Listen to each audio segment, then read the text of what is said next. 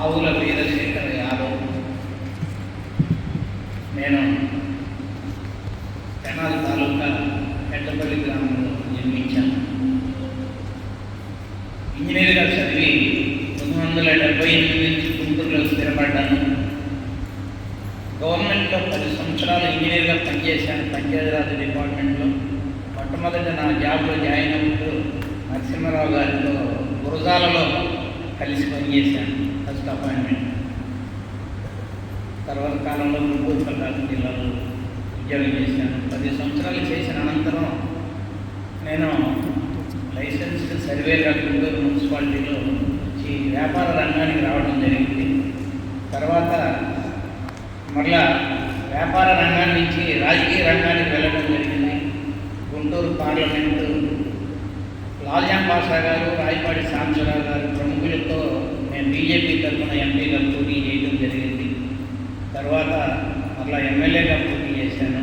అట్లా రాజకీయ జీవితాన్ని సుమారుగా 30 సంవత్సరాల నుంచి ఈ రాజకీయ జీవితంలో ఉంటూ ఒక 20 సంవత్సరాల క్రితం మళ్ళీ సినిమా రంగానికి వెళ్ళాను. నటుడిగా ఒక 50-60 సినిమాల్లో నటించాను. తర్వాత మరి ప్రొడ్యూసర్గాను సినిమాలు తీశాను, డైరెక్టర్గా సినిమా చేశాను. అదేవిధంగా రైటర్గా ఎన్నో కథలు రాశాను. పచ్చు గోపాలకృష్ణయ్య గారి అసోసియేషన్. సినిమా రంగంలో ఒక 4-5 రంగాల్లో సభ్యత్వాన్ని సంపాదించుకోవడం జరిగింది. ఈ రాజమండ్రి మా బంధువుల యొక్క గృహప్రవేశానికి 2015లో వెళ్ళడం జరిగింది.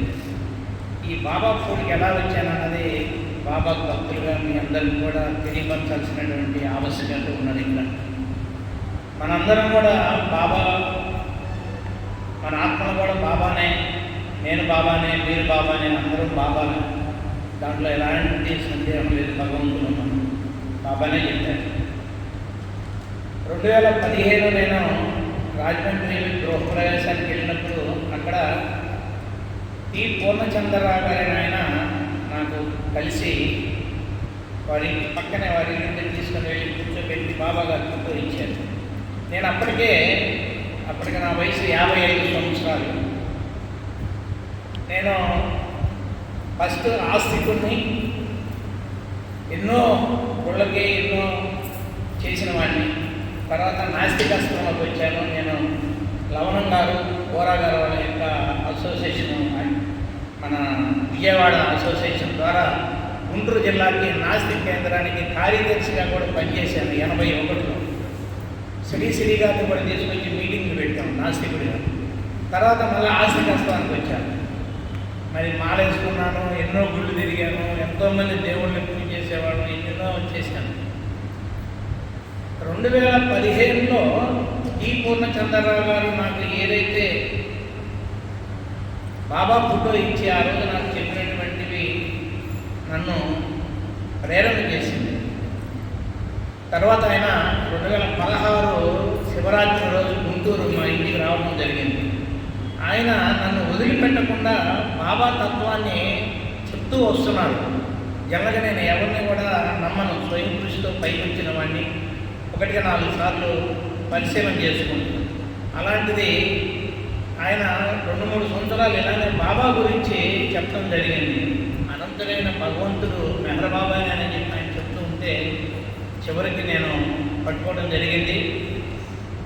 2020 ఉగాది రోజు నుంచి 2021 ఉగాది దాకా ఒక సంవత్సరం కాలం 50 నుంచి 60 పుస్తకాలు బాబా సందేశాలు, ప్రవచనాలు,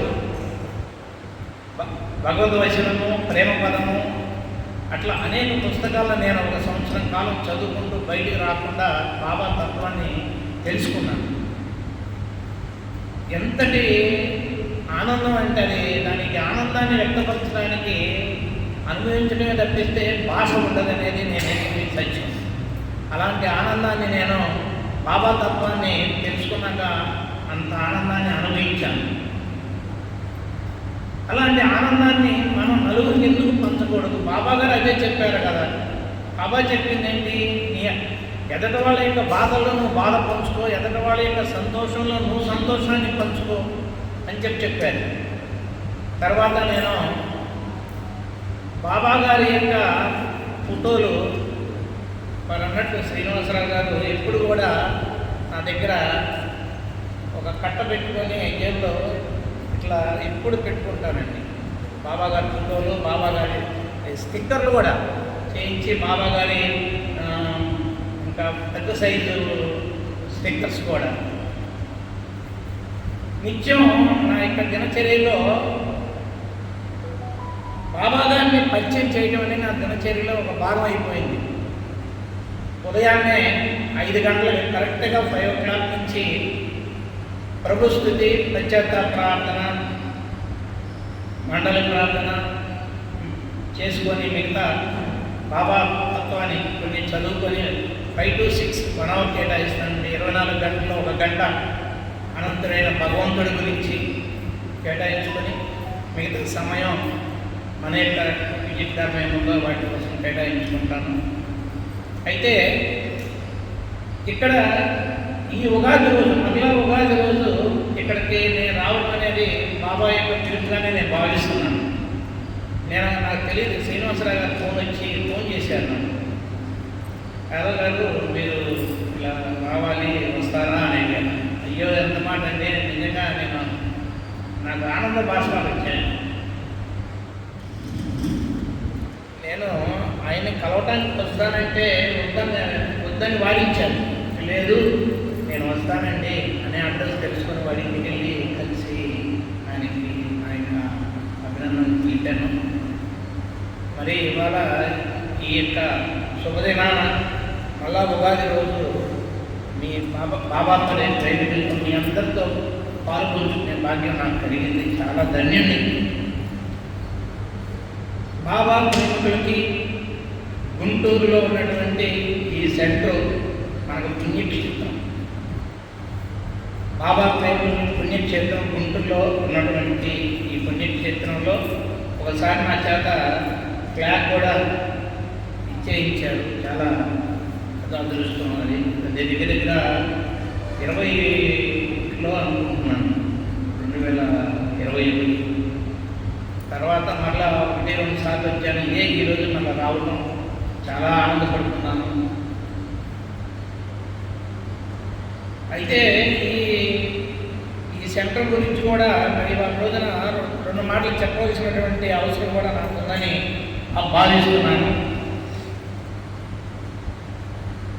ఎన్వి రమణయ్య గారి గురించి నేను చాలా మంది చెప్తూ ఉంటే కూడా తెలుసుకున్నాను. ఎన్వి రమణయ్య గారు వల్ల మనందరం కూడా ఈ సెంటర్లో కూర్చునే భాగ్యం కలిగింది. ఎన్వి రమణయ్య గారు 1957 నెల్లూరు కావలి నుంచి విజయవాడకి వచ్చి ఆయన ఒక బార్లో గుమస్తాగా పనిచేస్తూ వేరే ఒక లైసెన్స్ ఉండి ఆయన ఆ లైసెన్స్ నిమిత్తం పూనా వెళ్ళడము, అక్కడ బాబా గారిని, అంటే బాబాలంటే ఆయన ఇష్టం లేదండి, ఆయన ఏదువాది నాస్తికుడు ఎన్వి రమణయ్య గారు. అలాంటి కరుడుగట్టిన నాస్తికుడు కూడా కరుడుగట్టిన నాస్తికుడు. బాబాలంటే అసలు బాబాలు మోసగాళ్ళు, బాబాలు నమ్మనటువంటి భావం కలిగినటువంటి రమణయ్య గారు పూనా వెళ్ళి, పూనాలో గురుప్రసాద్ వీళ్ళు వెళ్ళటం జరిగింది. అక్కడికి వెళ్ళినప్పుడు ఆ రోజు బాబా గారు దర్శనం ఇస్తున్నారు. ఈయన వాళ్ళు ఎక్కడో చివరిలో వెళ్ళి నిలబడ్డాడు. అంటే ఈయన బాబా గారిని విమర్శిద్దాము, ఎండగడదామని వెళ్ళిన ఆయన. అలాంటి ఎన్వి రమణయ్య గారిని బాబా గారు పిలిపించారట. పిలిపించి దగ్గర పిలిపించగానే కాళ్ళ మీద పడి ఆలింగనం చేసుకొని మరి ఆ క్షణం నుంచి ఆయన 3 రోజుల పాటు స్పృహ లేకుండా ఉన్నారు పునాలో ఎన్వి రమణయ్య గారు. నేను తెలుసుకున్న అంశం అండి. ఈ రోజున మనం గుర్తు చేసుకోవాలి, బాబా ప్రేమికులు అగ్రగణ్యుడు ఎన్వి రమణయ్య గారు కాబట్టి గుర్తు చేసుకోవాల్సిన భాగ్యం అవసరం మనందరికీ ఉన్నది. అలాంటి మహానుభావులు, మరి అలాంటి మహానుభావులు మన కనకయ్య గారు, శ్రీ విశాఖపట్నం ఆయన శ్రీనాథ్ దరో గారు, కాకాయన సుబ్బారావు గారు, వారి అనుచరులుగా మరి కాకాయన సుబ్బారావు గారిని బాగా ఇష్టపడేవారని చెప్పి నేను తెలుసుకున్నాను, ఎన్వి రమణయ్య గారు. అలాంటి ఎన్వి రమణయ్య గారు ఆయన 57 తర్వాత 62 నవంబరు 1-4 తారీఖుల్లో 62లో మళ్ళా పూనాలో బాబాగారు దర్శనం ఇచ్చారు. ఇస్తే అప్పుడు ఆ దర్శనానికి వెళ్ళిన తర్వాత ఒక ఫోటో తీసుకొని రావడం జరిగింది. అది మీ అందరికీ తెలిసిన విషయాలే, కాకపోతే ఒక్కసారి నేను చెప్తున్నాను మీకు. ఆ ఫోటో అక్కడ ఆర్డర్ ఇచ్చి వస్తే మళ్ళీ పిలిపి వస్తే వెళ్ళి మళ్ళీ ఆ ఫోటో తీసుకొని బాబాగారి ఫోటోకి ఆయనకి 2 టికెట్లు ఫస్ట్ క్లాస్లో బుక్ చేయడం జరిగిందండి. బాబాగారి ఫోటో పైన బెర్త్లో పెట్టి కింద బెర్త్ ఆయన ఉంది. టీసీ గారు వస్తే ఇక్కడ ఏందా ఖాళీగా ఉన్నది, అది ఎవరికైనా ఎలా చేద్దామంటే లేదు పైన బాబాగారు కొనుక్కొని నిద్రపోతున్నారు, డిస్టర్బ్ చేయొద్దని అన్నారంట రమణయ్య. ఎంత డెడికేషన్ చూడండి. ఆయన యొక్క ఆత్మ పరమాత్మకు అప్పటికే అటాచ్ అయిపోయారు. అది ప్రేమ అంటే. మరి ఆ ఫోటోలు తీసుకొచ్చి 1964 మార్చి 1న పంచాయతీరాజ్ డిపార్ట్మెంట్ ఈ గారు ఎంబీజీ శాస్త్రి గారి చేత ఇక్కడ ఓపెన్ చేయించారు సెంటర్. అది తర్వాత 64లో ఏప్రిల్ 23వ తారీఖు నెల్లూరులో ఒక కార్యక్రమం ఏర్పాటు చేశారంట బాబా గారికి. బాబా అక్కడ రమణయ్య గారు ఏర్పాటు చేస్తే ఎవరో రాలేదంట. ఈయనకి బాబా గారి మీద ఉన్నటువంటి ప్రేమ, అనంతుడైన భగవంతుడు బాబా గారు నిజమైన మానవ రూపంలో ఉన్న దేవుడు అని చెప్పి గ్రహించేశాడు. మానవ రూపంలో ఉన్న దేవుడు బాబా గారని గ్రహించినటువంటి రమణయ్య గారు నెల్లూరులో కార్యక్రమం పెడితే ఎవరో రాకపోయేటప్పటికీ తను బాధ చెంది చనిపోవడానికి సిద్ధపడ్డారండి ఎన్వి రమణయ్య గారు. ఒక రూమ్లోకి వెళ్ళి తలుపు వేసుకొని కూర్చొని మదన పడుతూ చనిపోతే ఎందుకు నేను అనంతరైన భగవంతుడి కార్యక్రమం చేయలేకపోయానని చెప్పి మదన పడుతున్న సమయంలో మధ్యాహ్నం 2 గంటల సమయంలో ఆ సంఘటన జరిగింది నెల్లూరులో. ఎన్వి రమణయ్య గారు చనిపోవడానికి సిద్ధపడితే మధ్యాహ్నం 2 గంటల నుంచి 2 గంటల 50 నిమిషాల దాకా మేనబాబా గారు దర్శనమిచ్చి ఆయన రూమ్లో భుజం మీద చెయ్యేసి, నిజంగా మనం నమ్ముతామా? ఈ ప్రాపంచిక జీవితంలో ఈ భౌతిక ప్రపంచంతో అటాచ్ అయినటువంటి మనం పరమాత్మను తెలుసుకునేటువంటి జ్ఞానాన్ని పొందలేని మనం నిజంగా నమ్మం. యథార్థం. నేను అప్పుడు ఆయన ఆనందంతో ఉత్సాహంతో మళ్ళా వచ్చి కార్యక్రమాలు మొదలు పెట్టడం జరిగిందట. మరలా బాబా గారు 1964 మే 1వ తారీఖున రమణయ్య గారిని రమ్మని ఆహ్వానం పంపించారట పూనా నుంచి. మళ్ళీ 64 జూలై 1 మన రెండోసారి ఆహ్వానం పంపించారట. 64 నవంబర్ 15 నుంచి ఇక సెంటర్ బాగా నడిచిందంటే గుంటూరు సెంటర్. 65 జనవరి 8 మరలా దర్శనానికి వెళ్ళారు. 65 ఫిబ్రవరి 25వ తేదీన ఆ రైల్లో తెచ్చినటువంటి పట్టణం తెచ్చి గుంటూరు సెంటర్లో మేనబాబా గారి యొక్క పుట్టినరోజు కార్యక్రమాన్ని ఘనంగా జరిపారండి ఎన్వి రమణయ్య గారు. 1965 ఫిబ్రవరి 25వ తేదీన మేనబాబా గారి యొక్క పుట్టినరోజు కార్యక్రమాన్ని ఇక్కడ ఘనంగా జరిపారు. మరి ఎకరం 20 సెంట్లు స్థలాన్ని 70లో రిజిస్ట్రేషన్ చేయడం జరిగిందట.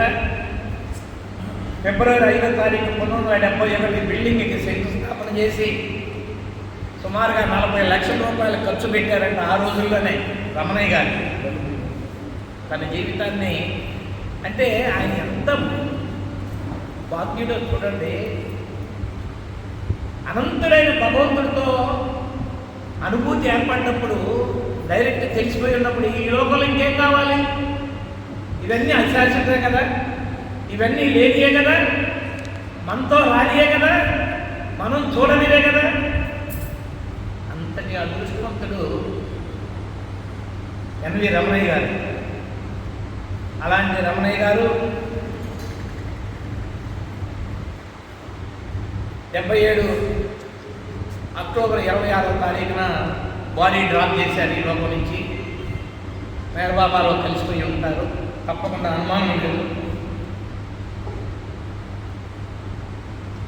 ఈ సందర్భంలో ఈ సెంటర్ నుంచి, ఈ స్థలం నుంచి మనం ఈ మాటలు చెప్పాల్సినటువంటి బాధ్యత నాకుందని చెప్పి మీకు పాల్పంచుకున్నాను.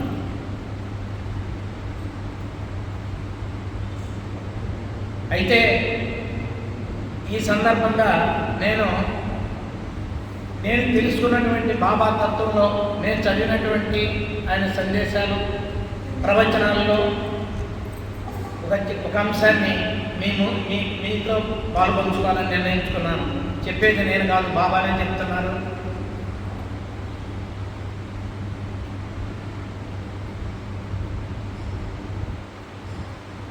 సృష్టి, పరిణామము, పునర్జన్మ, అంతర్ముఖ ప్రయాణము, భగవద్గీత ప్రక్రియ. అసలు ఈ సృష్టి ఎలా వచ్చింది? మనం ఈ సృష్టిలో భాగం, ఈ సృష్టిలో ఉన్నాం భౌతికంగా. పరబ్రహ్మ స్థితిలో ఉన్నటువంటి భగవంతుడు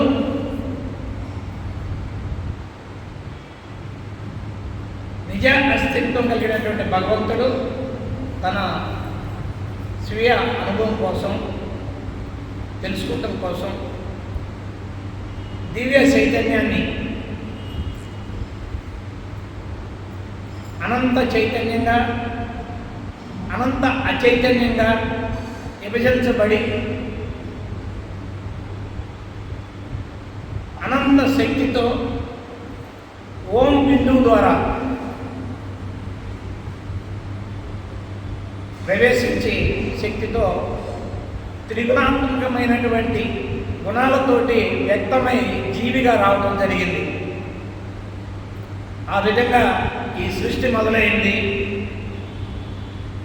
తర్వాత వాయువుగా, రాళ్ళగా, లోహాలుగా 84 లక్షల జన్మలు తీసుకోవడం జరిగి, వృక్షాలుగా మరొక 84 లక్షల సార్లు జన్మ తీసుకొని, క్రిమి కీటకాలు సరీ సర్పాలుగా 84 లక్షల సార్లు, పక్షులుగా ఒక 84 లక్షల సార్లు, జంతువులుగా ఒక 84 లక్షల సార్లు, అలా 5,04,00,000 సార్లు జన్మలను తీసుకొని మానవ జన్మ ప్రవేశించడం జరిగింది.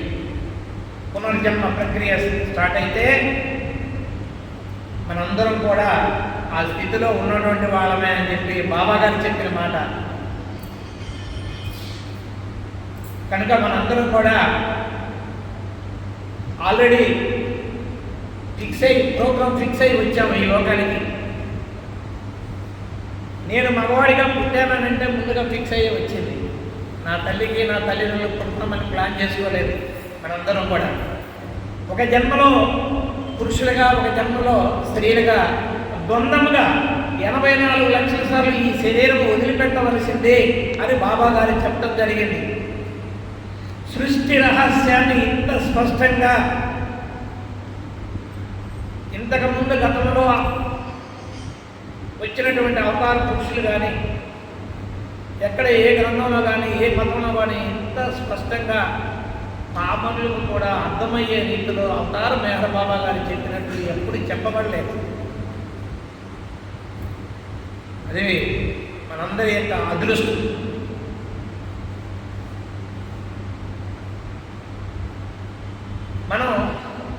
మనం ఏం చేయాలి?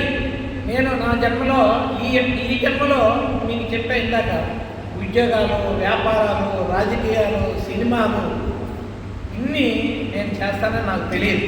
ఇదంతా ఫిక్స్డ్ ప్రోగ్రామ్. భగవంతుడికి ఇచ్చినటువంటి మనందరం కూడా మొత్తం ఫిక్స్ అయి ఉంటుంది. మనం అనుకుంటాం ఎందుకు నేను నల్లగా పుట్టాను, గతంలో నేను ఎరుపుగా పుట్టా, గత జన్మలో నల్లగా పుట్టాను, గతంలో పొడిగా పుట్టుంటాను, ఇప్పుడు పొట్టిగా పుడతారు.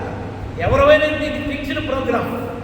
ఒక జన్మలో పురుషుడిగా, ఒక జన్మలో స్త్రీగా, ఒక జన్మలో అజ్ఞానిగా, ఒక జన్మలో జ్ఞానిగా, ఒక జన్మలో ఎరుపుగా, ఒక జన్మలో నలుపుగా, అట్లా దొన్నముగా ప్రయాణం చేస్తూ మనం 84 లక్షల సార్లు ఈ శరీరం వదిలిపెట్టాల్సిన అవసరం ఉంటుందని చెప్పి బాబా గారే చెప్పారు.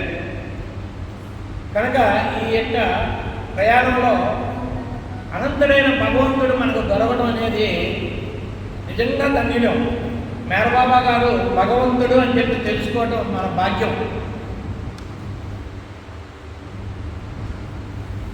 అవతార పురుషుడు ఈ సృష్టిని ఉద్ధరిస్తానికి యుగానికి ఒకసారి రావడం జరిగింది. అట్లా గతంలో మరి ఇక్కడ పైన కూడా చూపడుతున్నటువంటి జోరాస్టర్ మొదలుగా వచ్చారు. తర్వాత రాముడుగా, తర్వాత కృష్ణుడిగా, తర్వాత బుద్ధుడిగా, తర్వాత యేసుక్రీస్తుగా, తర్వాత మహమ్మద్గా, ఇప్పుడు మెహర్బాబా గారు ఉన్నారు. ఇప్పుడు మెహర చైతన్యం నడుస్తున్నది. మనందరం కూడా మెహర చైతన్యంలో ఉన్నాం.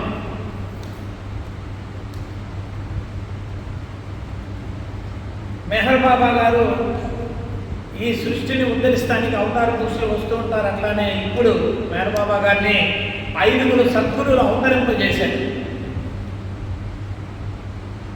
5 సద్గురుల్లో అజరత్ బాబాజాన్ ఒకరు, నారాయణ గురు మరొకరు, ఉపాసని మహారాజ్ ముగ్గురు, 4 షిరిడి సాయిబాబా, 5 తాజుద్దీన్ బాబా. 5 సద్గురులు అవతార మెహర్ బాబాని లోకాన్ని అవతరింపజేశారు. భగవంతుడు, అనంతుడైన భగవంతుడు మానవ రూపం తీసుకొని అవతరిస్తే అవతారుడు అంటాము.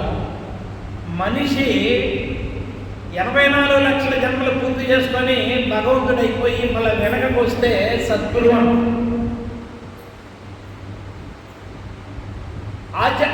ఆధ్యాత్మిక ఆచార్య పీఠం గురించి బాబా గారు చెప్పారు. చదవండి, అది కూడా తెలుసుకోండి. ఎప్పుడు కూడా 50 ఒక యుగం నడుస్తుందంటే 55 మంది సద్గురువులు ఉంటారు.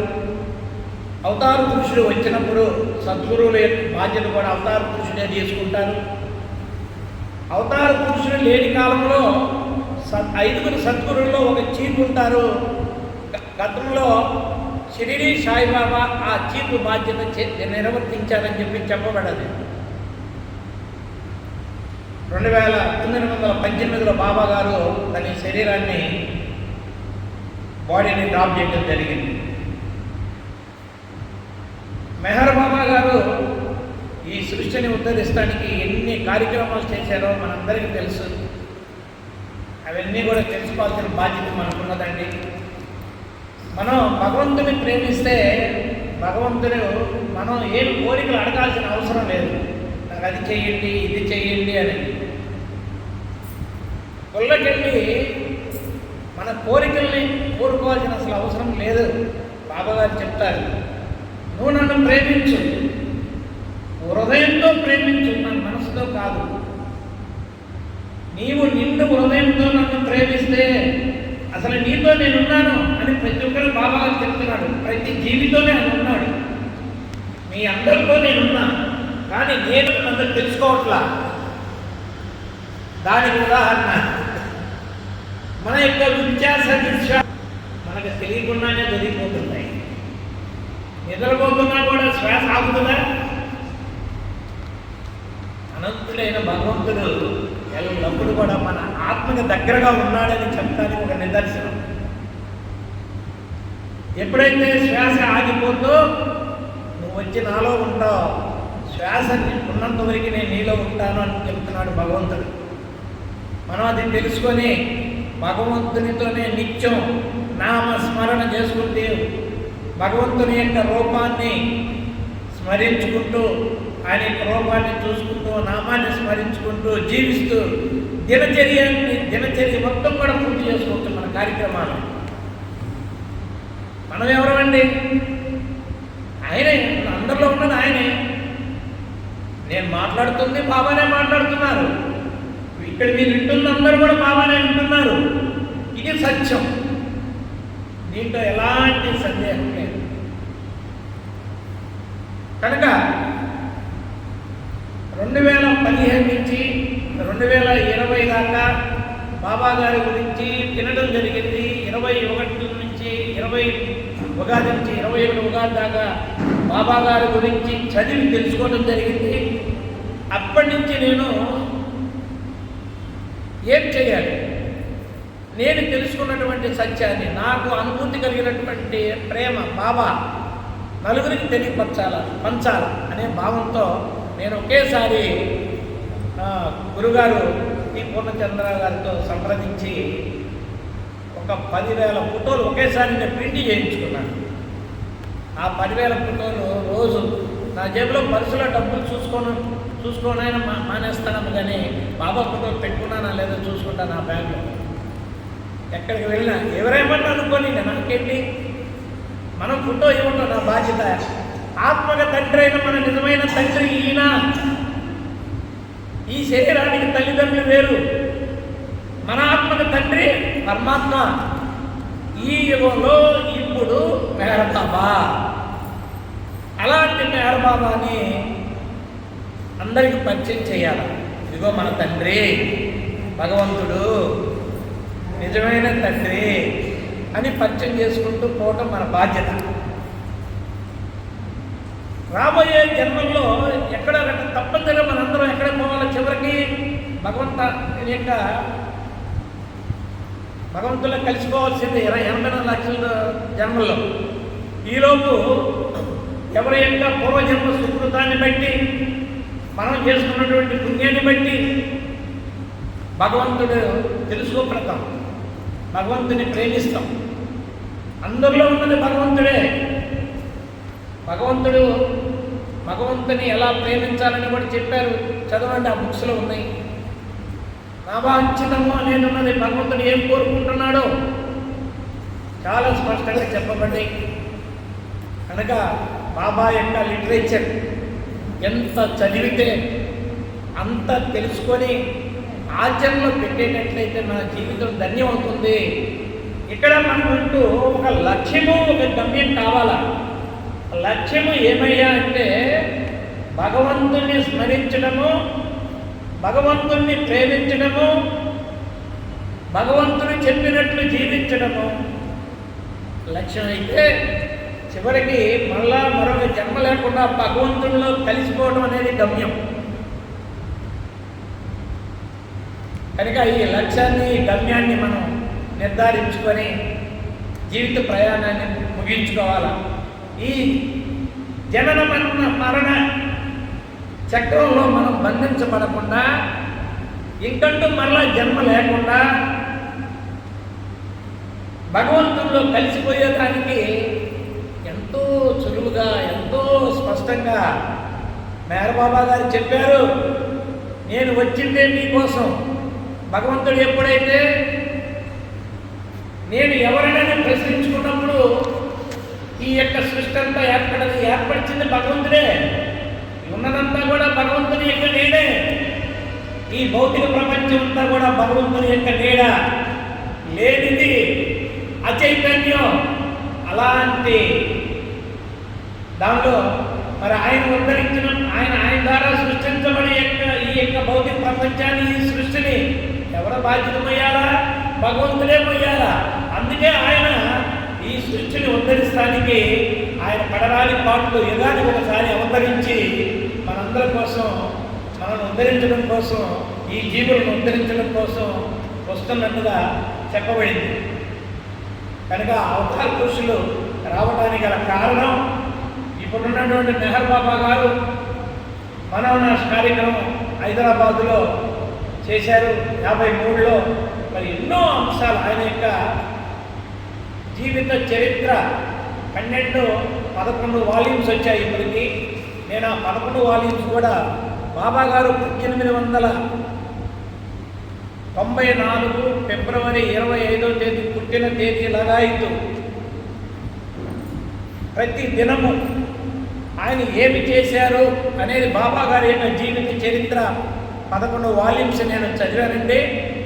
మొత్తం సుమారుగా ఇంకా 18 ఏమో టోటల్గా ఉన్నాయి అన్నారు. ఇంకా నాకు లభించలేదు.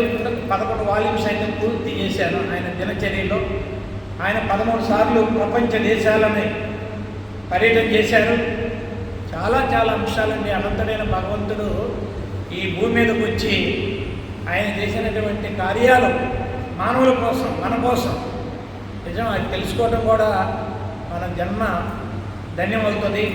ఆయన చెప్పినట్లు జీవించడానికి మనందరం కూడా ప్రయత్నించాలని, బాబా ప్రేమికులుగా, బాబా బిడ్డలుగా మనందరం కూడా ఎదటి వాళ్ళ యొక్క కష్టాల్లో మనం కష్టాన్ని పంచుకుంటూ, వాళ్ళ సంతోషంలో మనం కూడా సంతోషాన్ని పంచుకుంటూ, కనిపిస్తున్న ప్రతి ఒక్కరు కూడా భగవంతుడి అనే భావంతో మనందరం కూడా ప్రేమించుకుంటూ బాబా ప్రేమమయంలో మనం కూడా బ్రతకాలని, ఈ కష్ట సుఖాలు అనేవి శాశ్వతం కాదు, వాటన్నిటి మీద కూడా బాబా గారు ఆయన యొక్క లిటరేచర్లో చాలా స్పష్టంగా చెప్పారు. నిజంగా బాబా తత్వాన్ని తెలుసుకున్న వాళ్ళకి కలిగేటువంటి ఆనందం అంతా ఇంత కాదండి. కనుక ఈ జన్మలోనే మనకి ఈ ఉన్న తల్లిదండ్రులు, ఈ భార్య బిడ్డలు, వీళ్ళందరూ మన ఉన్న అన్నదమ్ములు, అక్క చెల్లెళ్ళందరూ కూడా మరు జన్మలో వీళ్ళెవరూ మనకు ఉండరు. ఇలాంటి అనేకమైనటువంటి సత్యాలని బాబా తత్వంలో మరి బాబా గారు చాలా విపులంగా, చాలా అర్థమయ్యే రీతిలో ఆయన లిటరేచర్లో తెలియపరచబడ్డది. ఎక్కువగా మనం చదవడానికి ప్రయత్నించి ఆచరణలోకి రావడానికి ప్రయత్నించాలని చెప్పి బాబా ప్రేమికులుగా మీ అందరిని కూడా నేను ప్రాధాన్యపడుతున్నాను. కనుక నేను ఇంతకు ముందు కంటే కూడా ఇక్కడి నుంచి కూడా సెంటర్కి రావడానికి ప్రయత్నిస్తాను. అందరితోనే మరి ఈ సహవాస కార్యక్రమాల్లో పాల్గొనడానికి ముందుకు వస్తానని చెప్పి శ్రీనివాసరావు గారికి, నరసింహరావు గారికి, సుబ్బారావు గారికి, పెద్దలు ఇంకా అందరికి కూడా తెలియపరుస్తున్న రంగబాబు గారికి, మరి మీ అందరితో మరి ఈరోజు నేను ఈ సమయాన్ని కేటాయించి మాట్లాడే భాగ్యం ఆ బాబా గారు కలిగజేసినందుకు మరొకసారి ధన్యవాదాలు తెలుపుకుంటూ అవతార్ మెహర్ బాబాకి జై, అవతార్ మెహర్ బాబాకి జై, అవతార్ మెహర్ బాబాకి జై.